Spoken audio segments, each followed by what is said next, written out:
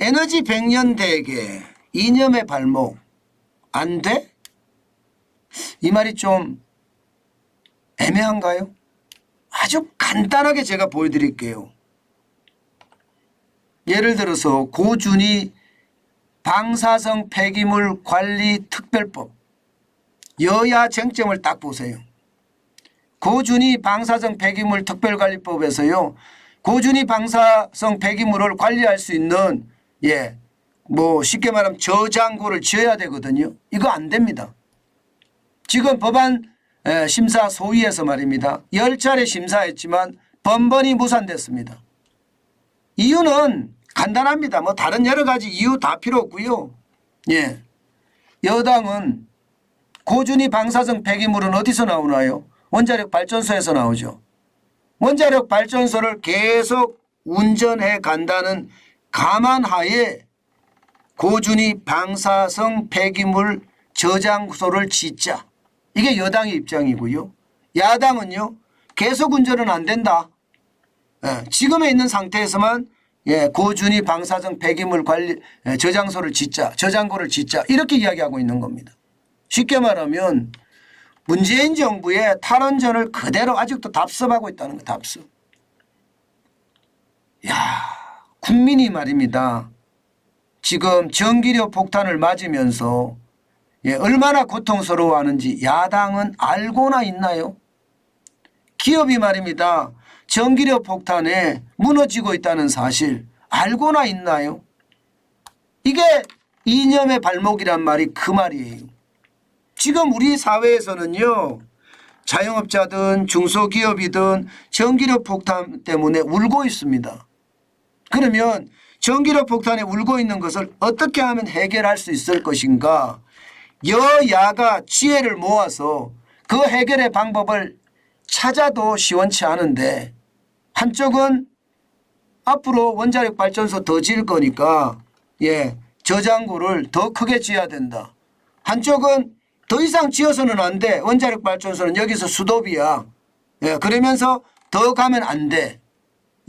이렇게 이야기하고 있거든요. 참나 미치겠네요. 저는 그냥 이렇게 말씀드릴 수 있을 것 같아요. 당장 말입니다. 야당 입장에서는요. 그러면 대안이 뭐죠? 대안이 있어야 될 거 아니에요. 대안. 화력발전소? 탄소 제로 때문에 전 세계가 난리예요. 태양광 발전소?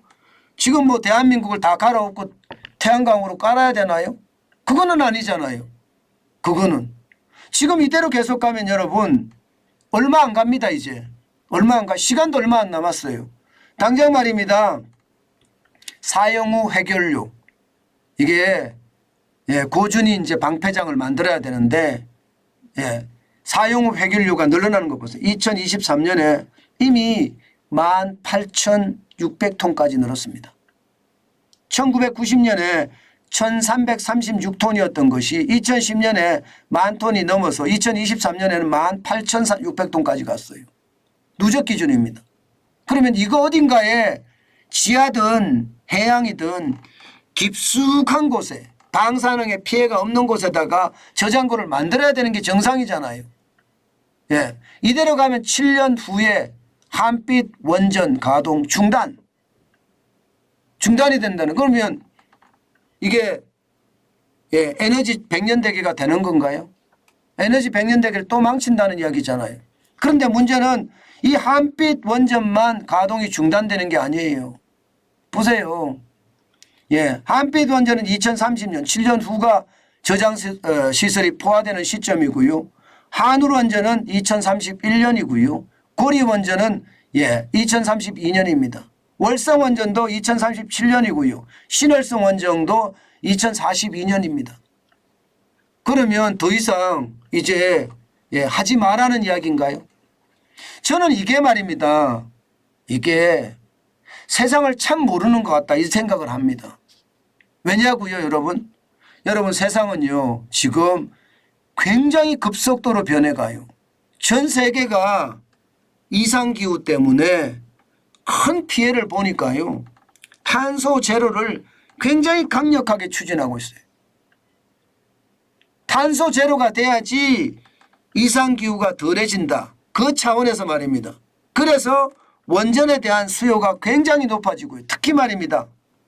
SMR이라고 하는 소형 모듈 원전, 이거 전 세계 관심사입니다. 당장 말입니다. 미국의 유스케일 파워 같은 경우는 29년에 소형 모듈 원전 상용화 하겠다 했습니다. 이미 짓겠다. 그때가 짓는 시점이 엑스에너지도 미국 회사입니다. 2029년이고요. G죠. G 히타치 유클리어 에너지도 2028년. 진짜 웃긴 건 여러분, 이 SMR이라고 하는 소형 모듈 원전이요, 대한민국이 세계 최초로 상용화했습니다. 이 기술 잠자고 있거든요. 이 기술 SMR 말입니다. 빨리 지어야 돼요. 네, SMR은 300메가와트급 이하의 소형 원전이니까 이게 쉽게 말하면 어디라도 지을 수 있다는 거예요. 아주 작은 거니까. 그러나 발전 효율은 굉장히 높고요. 앞으로 아마 이렇게 갈 가능성 굉장히 높거든요. 심지어 말입니다. 전기차 같은 경우 있잖아요. 지금은 배터리로 가잖아요. 예, 어느 순간 말입니다. 이 원전 같은 아주 작은 더 작은 원전이 어떤 기계에 들어가서 그 기계의 동력이 되는 뭐 핵추진 잠수함 같은 게 그런 거잖아요. 예, 그런 거로 갈 가능성 앞으로 굉장히 높습니다. 그러면 핵에너지라는 게 우리가 여야 할 것 없이 함께 개발돼야 되는 에너지고, 이 에너지가 대한민국 미래를 결정할 수 있는 에너지인데 이렇게 말입니다. 상용화를 방해를 하면 이게 도대체 어쩌자는 거죠. 저는 이런 것을 보면서 말입니다.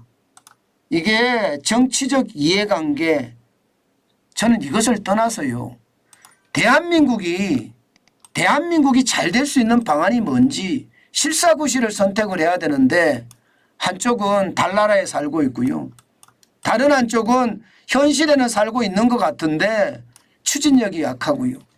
그렇게 되면 여러분도 아시는 것처럼 결국 말입니다. 결국은 나라만 더 망가진다. 저는 그런 생각을 참 많이 해봅니다. 예, 이게 여야라는 게 그래요. 합심하는 게 저는 최고로 좋다고 생각을 하거든요. 왜 실사구시를 모를까요? 왜 실사구시를? 얼마나 실사구시가 좋은 건데.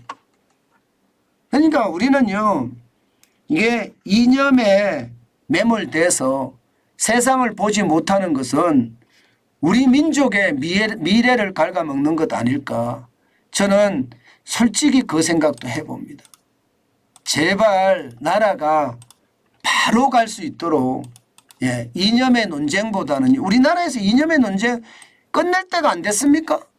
도대체 우리나라에서 언제까지 이념의 논쟁을 하자는 거예요? 저는 그게 답답하기 그지없다고 생각합니다. 이념의 논쟁보다는 우리 민족의 미래를 먼저 생각하는 그런